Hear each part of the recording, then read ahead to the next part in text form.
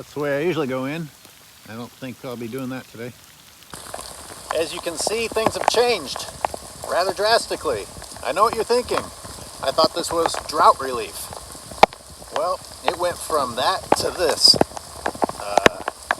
like that. So let's just call it extreme weather relief. That's where I'm usually standing, honestly.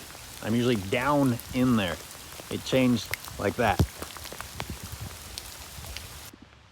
These animals went from being effed in one way to being effed the complete opposite extreme. It's great that these animals have water, but where was the adaptation period? Where was the transition period? You know, these animals have been making dens down in that dry bank, and now their dens are flooded out. Where does everything go? Because there isn't anything other than this creek. They're surrounded by urban development on all sides. But I've been putting this off. I don't know when the rain's gonna stop, so I gotta deliver some food, especially since one of my great devoted followers donated rather generously. Thank you. We are Phil. For consistency's sake, I'm going to try and work my way back to some of the stations, just in case any animals do try to rely on those spots. So I've got to take the long way around. Well, I've made it to the backside.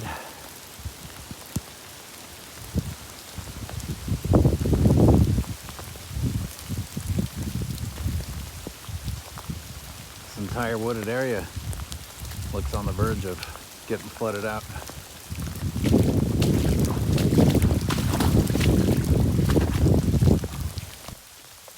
The good news is I don't have to pack water. So for the sake of time, I shucked everything in the garage and put all the grapes and corn and bananas and peeled them all ahead of time and had all the chicken out of the bags. So here we are at Carnivore Station 1. I'm going to tie the camera to the wood, even though it's on the ground, just in case this whole area gets flooded out. Put a massive dump of seeds all over.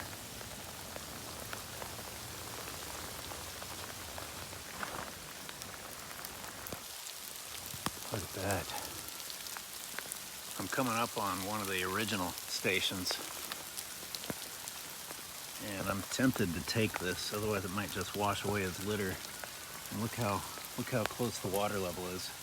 I don't know if it would be a waste to put food here anyway in case it all gets washed away. So what I did was a compromise. That's going to get flooded out, so I threw some food where they're used to the food and made a trail over to this area a little bit further from the flood zone, and then put some goodies in a few different locations around here and set a camera there.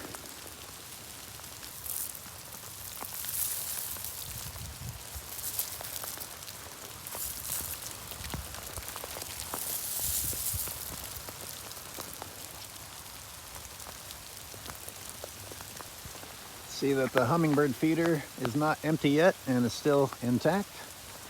So what are we going to learn this time?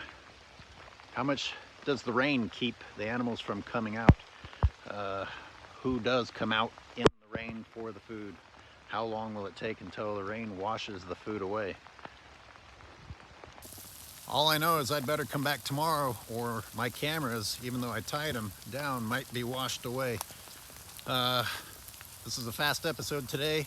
I want to thank Phil for his generous donation. By the way, I bought more supplies than that, but I didn't want to waste them all in case the rain disintegrates them or washes them away, so we'll do a follow-up. For those of you just tuning in, why am I providing food when this was a drought video? Well, we also established in other episodes that I haven't released yet, by the way, that the drought caused there to be a lack of food for the animals also. So we'll see how they respond to this. And since I have so many videos to edit, we're just going to go backwards. I'm going to start with this one, and I'll try and get the other ones up on the web. So thank you everyone who is supporting this cause, and I'll see you on the next episode. Sorry, one last thing that I just can't resist as I step out onto this field. I gotta show you what the goat shit situation looks like.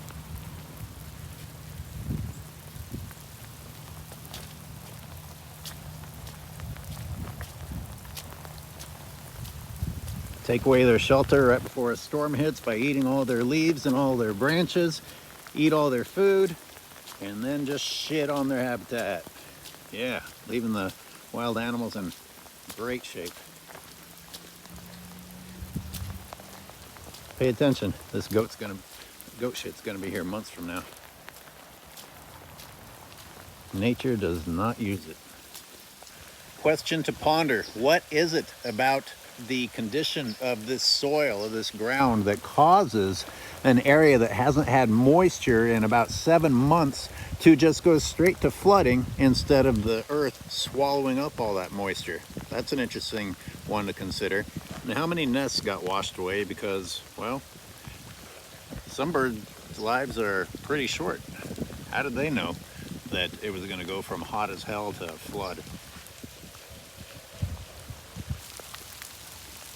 Here's the other creek channel, in case anyone's wondering. This is the main one.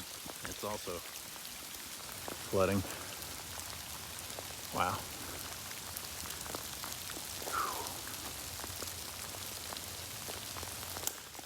Since this was a short episode, as I hike my way out of here, let's bring up some discussion questions. It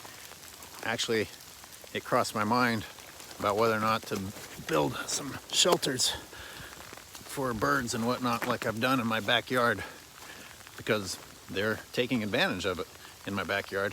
But the question is, when are you going too far? When are you interfering with nature's natural process? And when is it justified? Other questions of ethics that new people watching this series might be asking that are also very justified, especially if you're vegan, is what's with you buying chicken for these animals? And it's a good question. We'll get to those in the next episode.